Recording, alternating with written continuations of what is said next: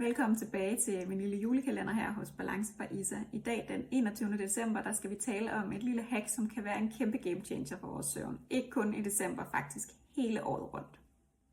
Det vi skal tale om i dag, det er blue light blockers, der lukker det her blå lys ud, som er i skærme som vores telefoner, vores computer og vores fjernsyn.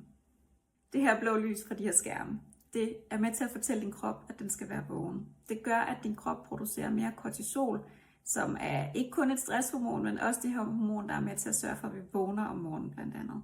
Men det gør også, at din krop producerer mindre melatonin, som egentlig skal hjælpe dig til at falde til ro om aftenen og falde i søvn.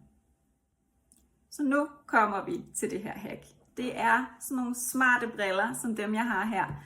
Det er altså de her blue light blockers. Jeg tager mine på omkring spisetid om aftenen og bruger dem egentlig frem til sengetid. De blokerer det her blå lys ude, så hvis man ikke er så god til at slukke for fjernsynet eller slukke for telefonen, så kan det her altså være en kæmpe game changer. Og vil du gå all in, så kan du overveje at skifte nogle af pærerne i dit hjem, så du rent faktisk også kan lave noget rødt lys. Det kan også hjælpe din krop til at danne melatonin og danne mindre kortisol. Jeg har for eksempel gjort det her. Så min lille øvelse til dig i dag, det er, at du skal prøve at skrue lidt ned for det blå lys og skærmene her til aften. Eventuelt brug et par briller, som jeg gør her. Mange af os har dem faktisk liggende, men glemmer at bruge dem. Det er simpelthen bare en lille snydekode til at få noget bedre søvn. Tak fordi du ser med. Jeg håber, vi ses igen i morgen, og indtil da, så må du bare have en super dejlig 21. december.